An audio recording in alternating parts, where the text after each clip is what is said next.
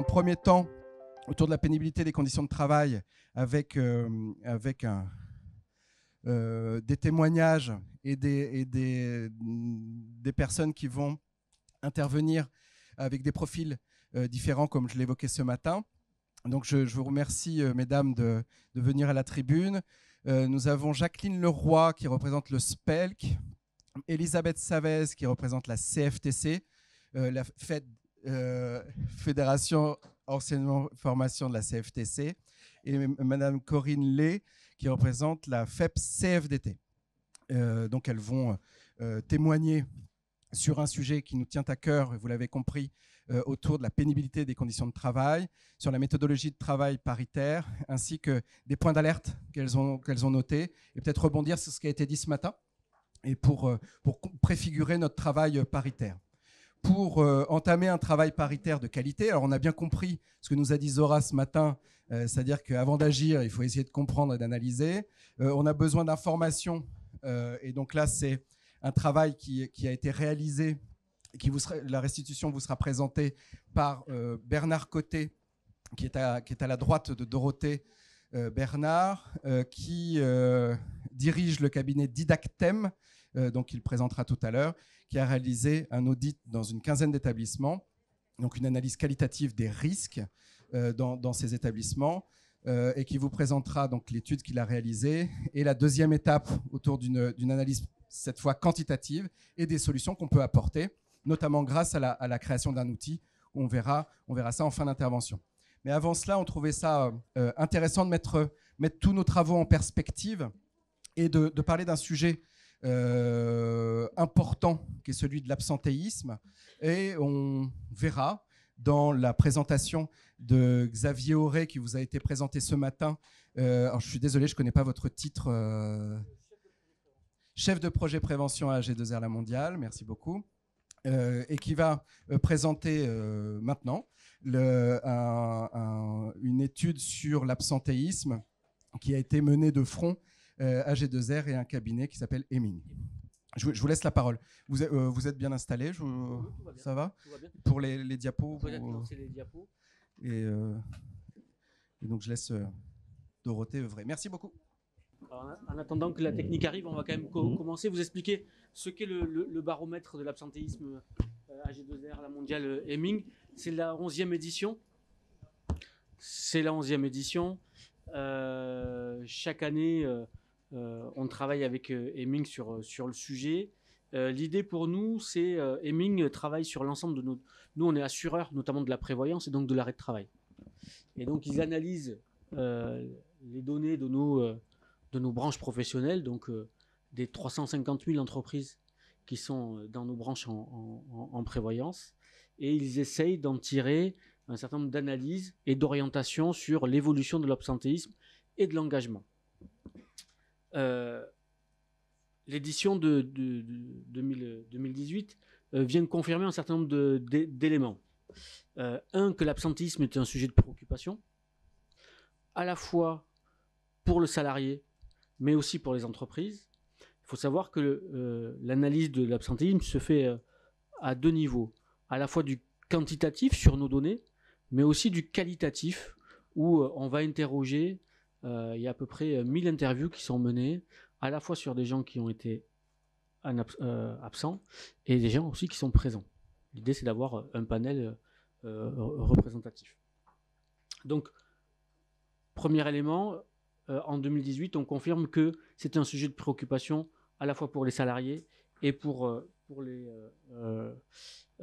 entreprises. Deuxième sujet, c'est qu'il y a une prise de conscience réelle sur le sujet parce que la dégradation du taux d'absentéisme continue.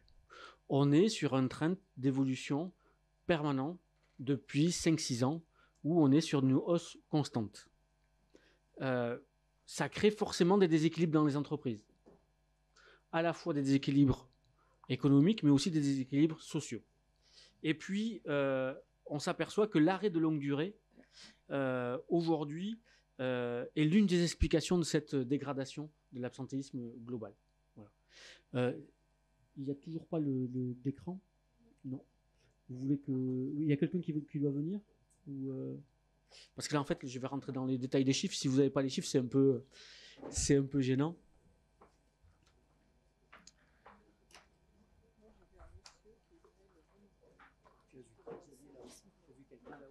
Ah, j'ai vu personne, moi.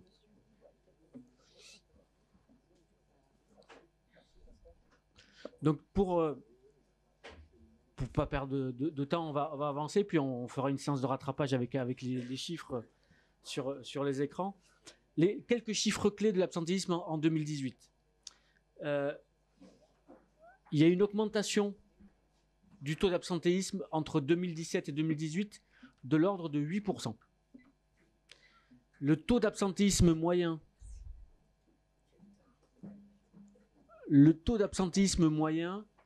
est de 5,10% en 2018 et le nombre de jours d'absence par salarié en 2018 est de 18,7. Voilà. Est-ce que tout le monde... Vous voyez les chiffres à l'écran? Ça vient? Voilà, magnifique.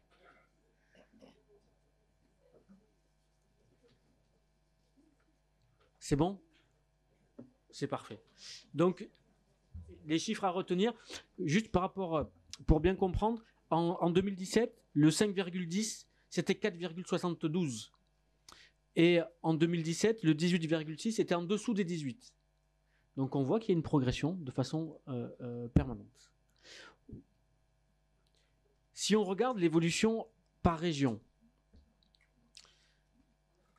il n'y a pas d'évolution significative. En fait, il n'y a pas une régionalisation de l'absentéisme. Alors, il y a quelques éléments qu'on peut expliquer. On voit que l'Île-de-France, alors tout le monde va regarder sa région, mais sur l'Île-de-France, il y a moins d'absentéisme. Ça s'explique relativement simplement parce que le taux de cadre est plus important que dans l'emploi global en région. Il y a moins d'absentéisme de cadres que de non-cadres. Et donc, la surreprésentation des cadres en Île-de-France fait qu'au global, on a moins d'absentéisme. Et il y a une progression entre 2018 et 2017 de quasiment toutes les régions, sauf la Corse.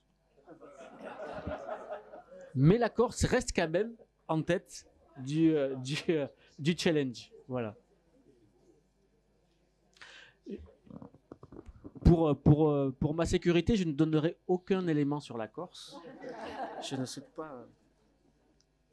Donc, si on regarde ça par secteur, tous les secteurs sont impactés par la hausse. On avait vu en 2017 une baisse, notamment dans les services, qui était significative. On peut imaginer que cette baisse, elle n'a pas pu être reproduite parce qu'effectivement, dans ce secteur-là, c'est un secteur qui est souvent décentralisé et l'impact des actions de prévention a eu du mal à se pérenniser. C'est-à-dire que les actions de prévention sur 2018 ont eu du mal à se pérenniser dans ce secteur-là. Donc, on a une remontée des actions de prévention. Et comme en 2017, le secteur de la santé est le secteur le plus impacté. Et ça s'explique notamment par les fortes contraintes organisationnelles, physiques et psychiques liées à l'activité elle-même. Si on regarde l'évolution par l'âge, alors il y a un phénomène très simple et qui est constant, c'est la durée de l'absence croît avec l'âge. Ça c'est très, très clair. Ce qui n'est pas sur le graphe, mais ce qu'on a pu noter, c'est que l'écart homme-femme continue de se creuser au détriment des femmes. Beaucoup plus d'absentéisme lié aux femmes. Ça s'explique par plein de...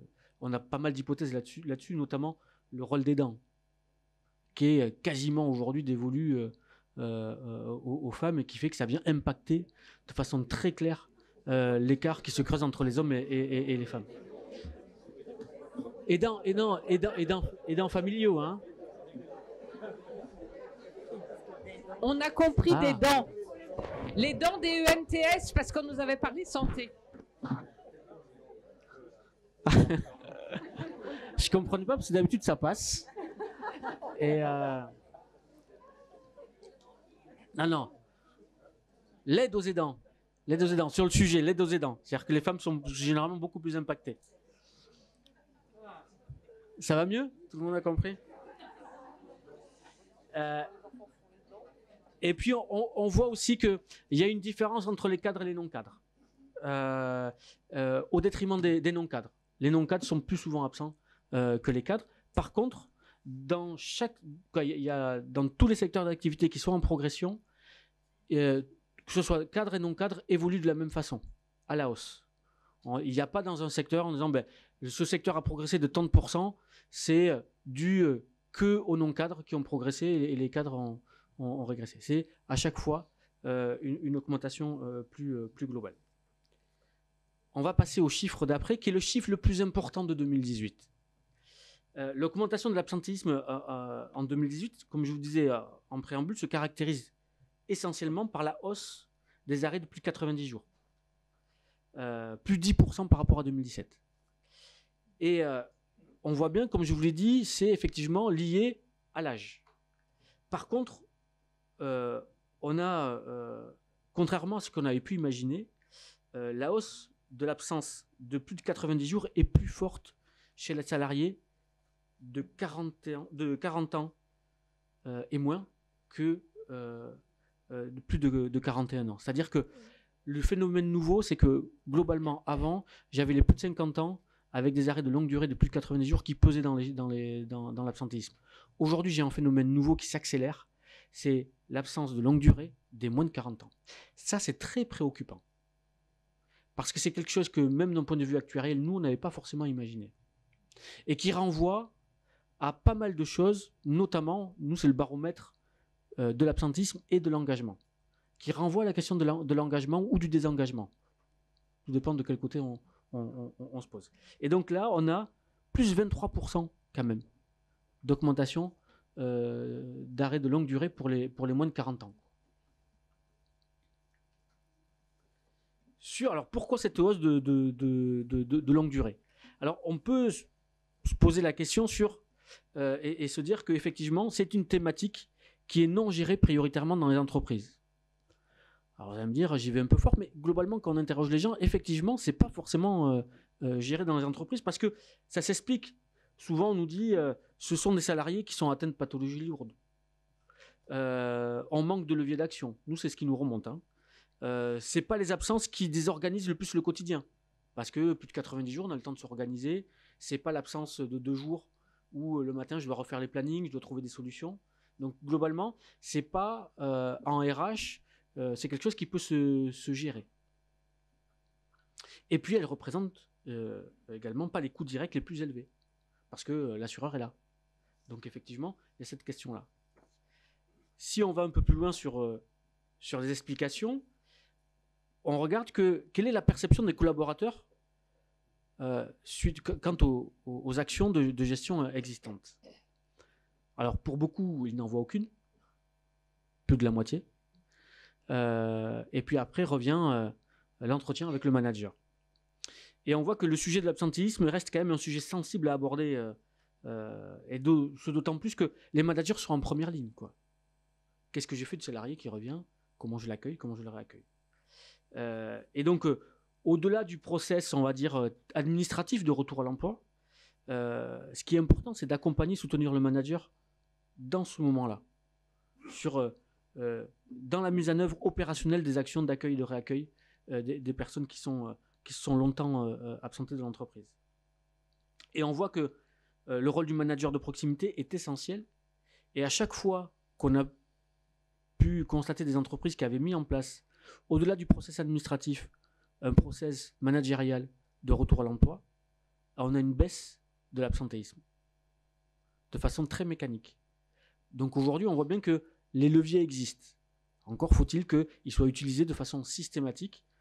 Et dans le systématique, c'est pas juste imposer une règle, c'est aussi accompagner les managers à renouveler leurs pratiques managériales sur le sujet.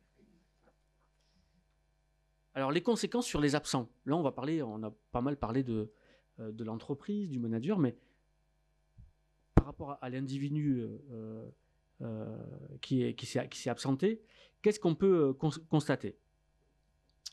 On parle des absents de des conséquences spécifiques il y a des conséquences spécifiques pour l'absence de longue durée. Plus le salarié est absent, plus il s'éloigne du quotidien de l'entreprise, plus il a de mal à se projeter dans l'entreprise, notamment à 5 ans, vous voyez, et plus il y a un risque de désinsertion professionnelle. C'est-à-dire que il y a quand même un vrai sujet de quand il n'y a plus de lien entre l'individu et l'entreprise, plus ce lien est distendu longtemps, plus il est compliqué de ramener quelqu'un à l'emploi. Voilà. Et donc, on voit bien que même s'il y a du désengagement, il y a quand même des choses à faire. On le voit, il y a quelques chiffres. 42% des salariés absents de plus de 90 jours ne s'imaginent pas faire le même métier dans 5 ans. C'est une forme de désengagement. Il est hyper important, on le voit, de maintenir le lien entre l'individu et l'entreprise. Alors, je dis ça, je n'ai pas le temps de développer, mais effectivement, d'un point de vue juridique, de la loi, il faut faire attention à qu'est-ce qu'on fait pas. Il y a des règles. Il ne faut pas juste appeler en disant « bon, comment ça va, quand c'est que tu reviens ?» Il y a quand même un certain nombre de procédures qu'on peut mettre en place, mais il y a des choses qui existent. Donc, il faut pas s'en priver. Et les conséquences, en fait, là, on a parlé de l'entreprise, des absents, mais il y a aussi des conséquences sur les présents.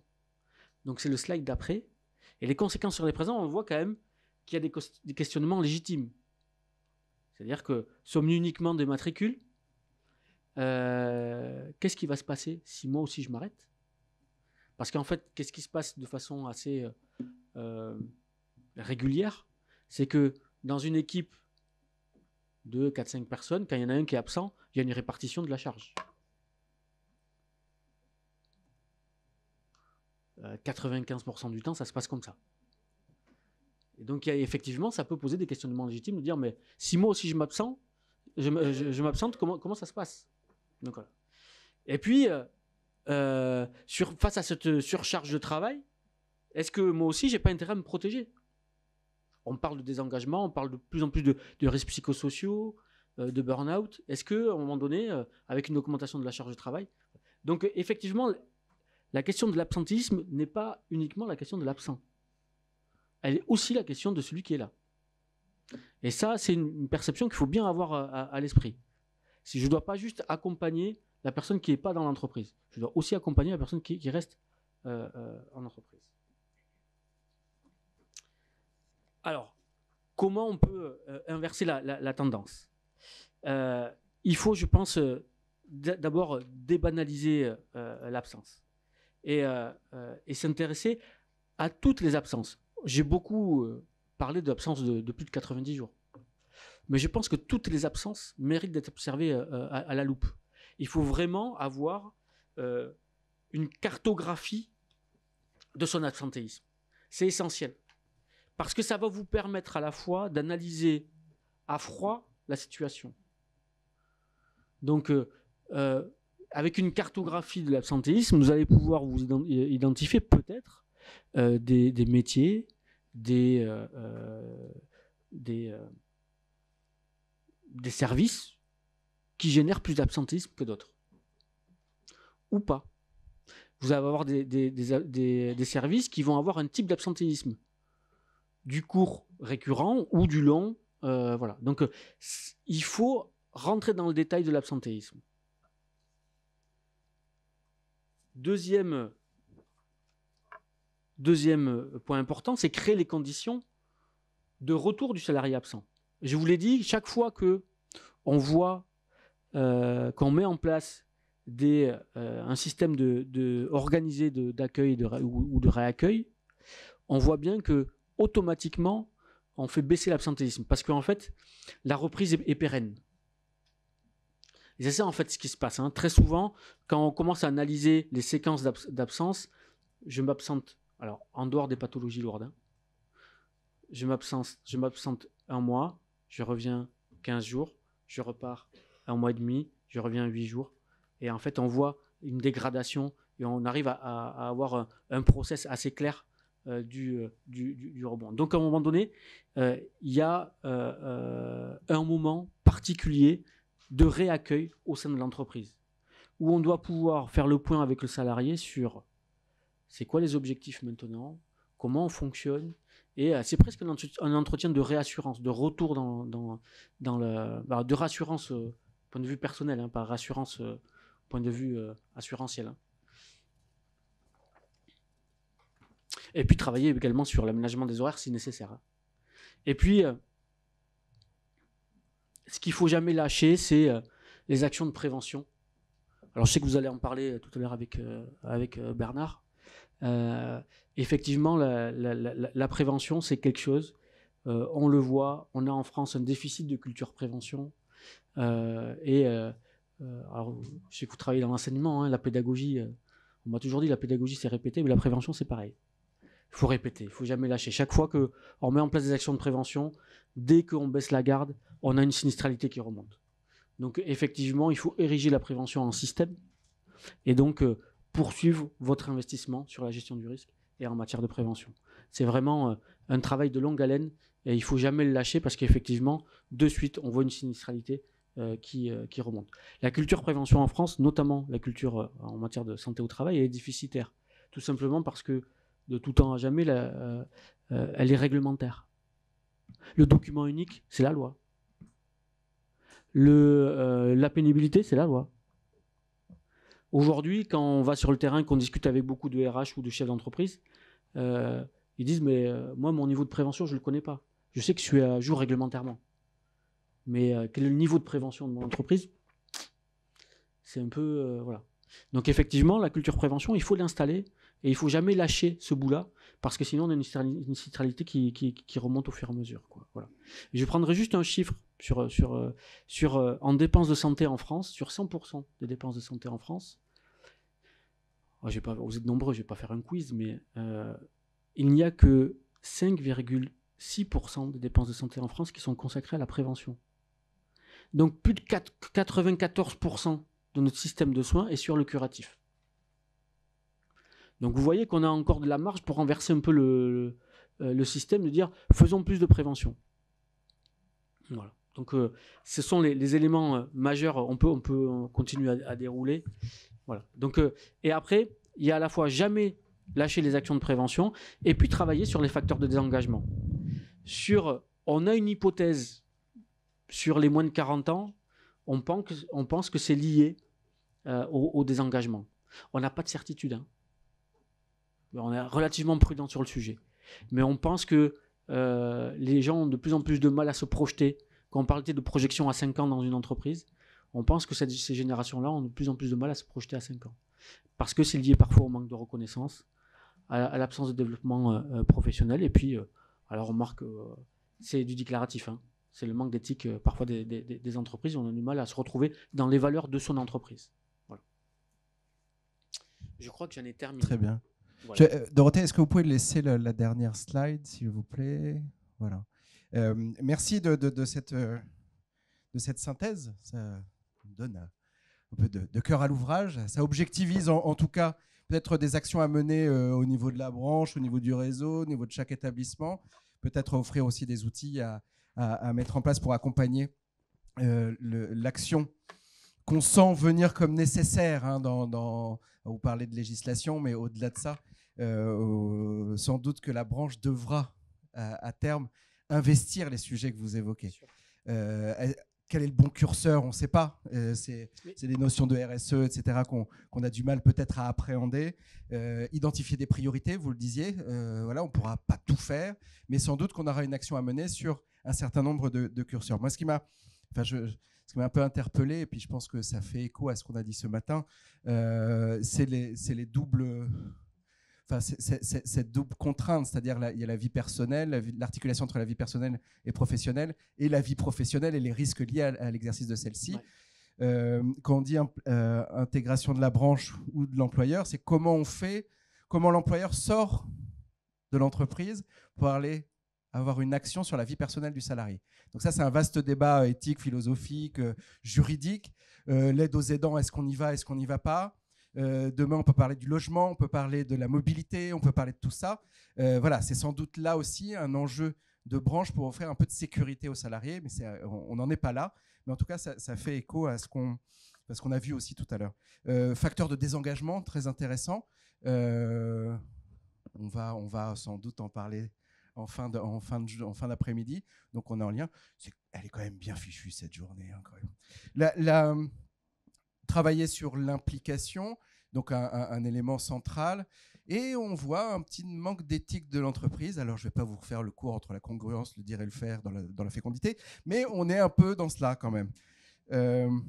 Et puis, un peu d'outillage.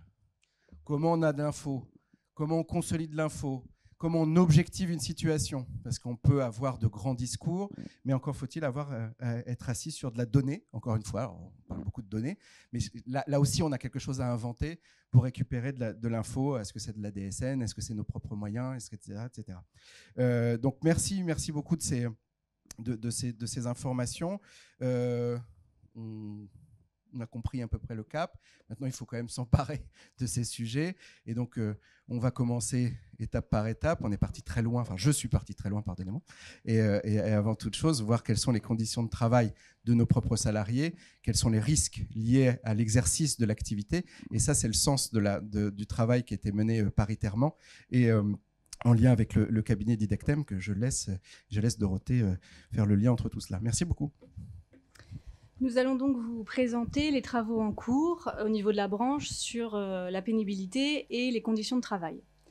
Donc avant, un petit point sur les définitions et le contexte réglementaire. Pour rappel, le Code du travail impose aux employeurs une obligation générale de sécurité, de préserver la santé de ses salariés, également d'évaluer les risques professionnels et de les déclarer lorsque les seuils sont dépassés. Il doit faire vivre le document unique et puis, depuis 2015, est intégré dans la négociation NAO la qualité de vie au travail. Donc, qualité de vie au travail, conditions de travail, pénibilité, de quoi parle-t-on? Donc un petit peu de définition. La qualité de vie au travail est définie par l'ANACT, l'Agence nationale pour l'amélioration des conditions de travail, comme une démarche qui vise à combiner performance de l'entreprise et bien-être des salariés. Donc, cette définition nous apporte qu'il faut considérer la qualité de vie au travail selon plusieurs dimensions. Premièrement, il n'y a pas une seule qualité de vie au travail, mais il y en a plusieurs.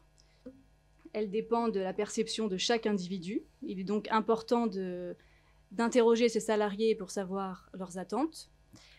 La qualité de travail s'intéresse au travail, puisque c'est effectivement le travail qui est au cœur d'une démarche de qualité de vie au travail. Donc, il faut donc s'intéresser aux conditions de travail, voir si du matériel doit être mis en place pour prévenir des maux de dos, par exemple. Également, le contenu du travail, le travail prescrit, le travail réel. Également, alimenter les compétences des salariés, donc par des formations professionnelles.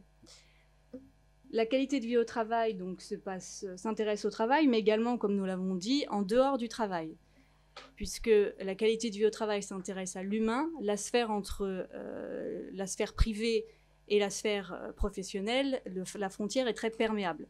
Il faut donc prendre en compte les préoccupations privées des salariés, comme l'aide aux aidants, la mobilité, le risque routier, la garde d'enfants.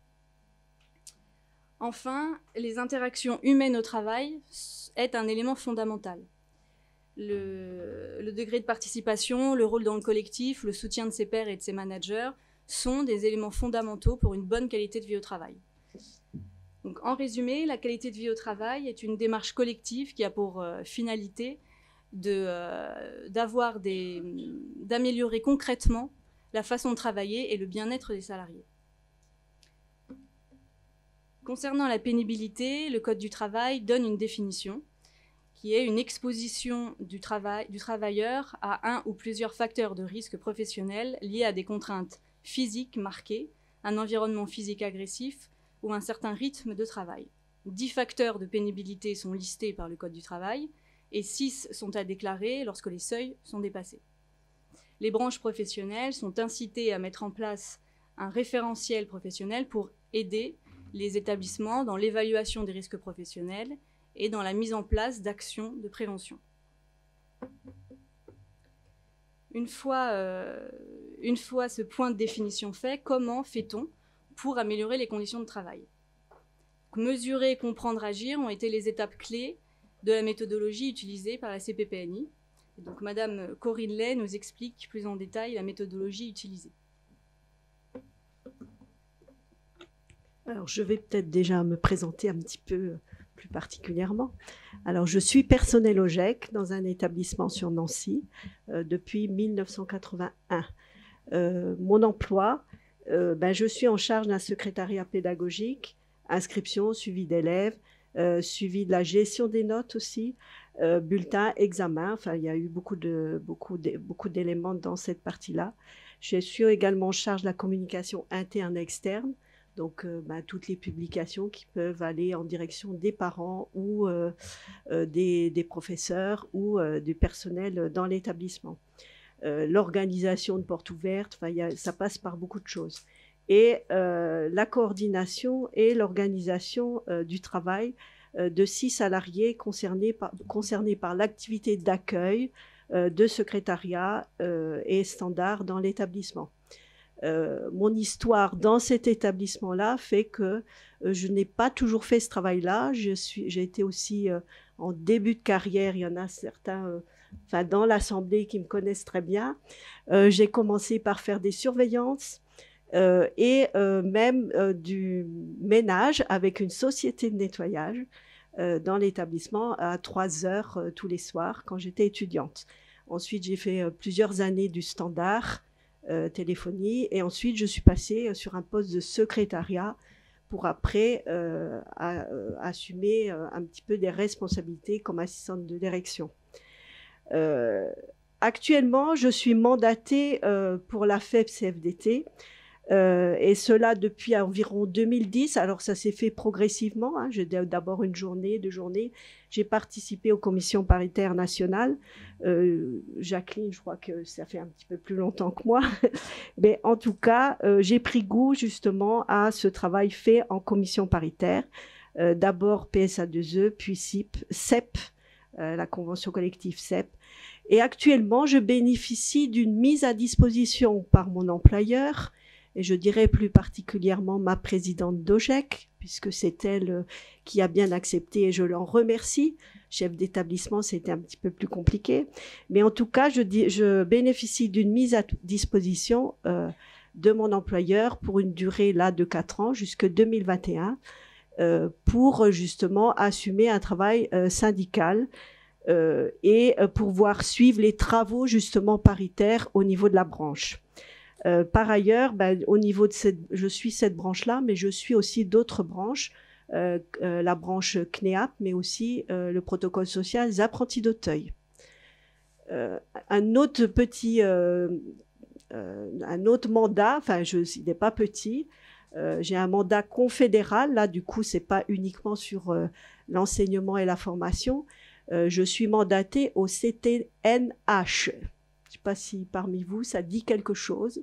CTN, à la caisse primaire de maladie. Alors, c'est sur les accidents du travail et maladies professionnelles. Et donc là, on est aussi une commission paritaire où on regarde ce qui se passe au niveau des déclarations d'accidents du travail et de maladies professionnelles. Et on essaye de construire de la prévention quand c'est possible. C'est là qu'on écrit les recommandations aussi. Et donc, dans le secteur H, il y a le secteur enseignement-formation. Et si on regarde un peu de plus près les chiffres, on voit que la sinistralité, elle est assez importante par rapport à d'autres secteurs. Alors, dans le CTNH, il y a aussi tout ce qui est l'hospitalier. Mais on voit que cette branche a pris en charge beaucoup plus tous les éléments de prévention et on voit diminuer la sinistralité. Par contre, dans la partie enseignement et formation, on a du travail à faire. Et donc actuellement, je me suis inscrite dans un groupe paritaire, toujours sur ce qu'on appelle les aides simplifiées, les aides financières simplifiées. Donc c'est aider à créer des outils pour aider les petites entreprises. Donc là, c'est les TPE, et je pense que dans notre branche, il y en a pas mal qui sont TPE, a demandé des aides financières pour financer un maintien dans l'emploi de salariés qui se retrouveraient en inaptitude ou en accident du travail. Donc, c'est des éléments-là qu'on essaye. Donc, vous voyez que mon parcours, je suis très attachée à ce qui peut être les conditions de travail et la pénibilité des salariés. Donc, du coup, en CPN, on s'est emparé de la problématique sur la pénibilité et les conditions de travail. Donc, dans l'accord de méthode sur le regroupement des 9 conventions collectives, il nous a semblé, pour les 4 prochaines années, en tout cas, on avait cette volonté-là d'envisager des dispositions communes à tous les salariés, et en particulier sur la pénibilité et les conditions de travail, risques professionnels. Alors, au regard de ces dispositions, des éléments relatifs à la pénibilité au sens légal, on a essayé d'identifier, et également des questions liées à la qualité de vie au travail et à l'amélioration des conditions de travail. Alors, on s'est donc penché sur certains facteurs qui n'étaient pas forcément liés à la pénibilité au sens légal, où on pourrait l'entendre. C'était surtout sur les rythmes de travail, le morcellement des tâches pour certains emplois, les risques psychosociaux, avec, on a beaucoup parlé de la perte du sens du travail, l'évolution des technologies et l'arrivée du numérique dans les établissements, qui pouvait mettre en difficulté certains salariés.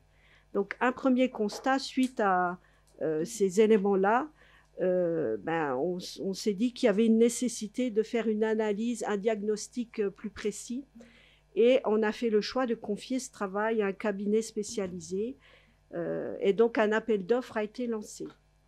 Donc, suite à cet appel d'offres, 5 cabinets ont répondu, et on a auditionné 3 des 5, on en a retenu 3. Et finalement, au final, la CPPNI, donc la commission paritaire, a sélectionné le cabinet Didactem, qui est là et qui vous parlera un peu plus du travail qu'on a fait avec ce cabinet-là depuis. Alors, par ailleurs, on a ouvert un autre chantier au niveau de la branche pour la prise en compte du handicap et la problématique du maintien dans l'emploi suite à une inaptitude. Et actuellement, un autre diagnostic, alors qui est fait en partenariat avec Opcalia et l'AGFIP, il y a un diagnostic est en train de se réaliser aussi sur ces sujets. Donc pour l'heure, l'objectif du cabinet Didactem, qui a été donné par les partenaires sociaux, c'est bien de recenser les différents risques, et donc là il va vous les présenter, que nous on a pu sentir dans les discussions paritaires qu'on a pu avoir. On a identifié des risques, il y en a d'autres qu'on ressentait, qu'on voyait bien dans les établissements apparaître, mais il y avait besoin de confirmer certains éléments. Et donc, c'est l'étude qui a été confiée au cabinet. Donc, les évaluer sur les différentes activités et les métiers de la branche, et identifier des solutions de prévention possibles à déployer auprès des établissements de la branche. Donc, la méthodologie, donc on a eu une première phase qualitative sur le terrain, c'est une analyse de terrain. 15 établissements ont été sélectionnés. Alors, c'est nous, partenaires sociaux, c'est-à-dire employeurs et organisations syndicales, qui avons établi ce panel. On a essayé d'identifier, avec des tailles différentes, des activités diverses, donc école, collège, lycée professionnel, s'il y a une activité d'internat ou pas. Enfin, il y avait différents critères pour établir ce panel représentatif. Différents métiers, différents lieux géographiques également. Si c'était des établissements urbains, d'autres ruraux. Et le cabinet a procédé à des observations, des mesures, des entretiens, donc peut-être vous en avez entendu parler, des visites de locaux, des rencontres individuelles avec les salariés pendant leur activité, mais aussi des rencontres de groupes de salariés, et parfois, quand ça a été possible, rencontrer les élus. au DP, comité d'entreprise. Il y a eu aussi la possibilité de visualiser le document unique dans les établissements et identifier des bonnes pratiques dans certains établissements en la matière. Ensuite, on a une deuxième phase quantitative. Donc, Didactem nous a fait un retour de ces établissements qui ont été auditionnés. Et à partir de là, on a travaillé sur la réalisation de questionnaires. Alors, l'analyse et le traitement des données recueillies lors des visites ont permis d'élaborer, je ne sais plus combien, mais enfin, monsieur va nous dire, combien de questionnaires. Alors, c'est des questionnaires par unité de travail que les partenaires sociaux ont identifiés. Ces questionnaires sont actuellement déployés auprès des établissements. Alors, je pense que Dorothée Dira en parlera un petit peu plus tard, puisque l'objectif, c'est quand même d'avoir un déploiement assez important pour que ce soit bien une phase quantitative et qu'on n'en reste pas une phase qualitative. Et au regard de l'analyse des résultats de cette deuxième phase, Didactem a pour objectif de réaliser une cartographie des risques dans la branche, permettant à le groupe de travail paritaire et à la commission paritaire nationale de construire des outils qui vont aider les établissements et d'établir une liste de bonnes pratiques pour envisager également ensuite par la suite des négociations. C'est-à-dire qu'on n'en restera pas uniquement à établir des guides de bonnes pratiques, mais c'est reprendre toute cette matière suite au diagnostic pour envisager peut-être la négociation d'un accord cadre pour l'ensemble des entreprises de la branche.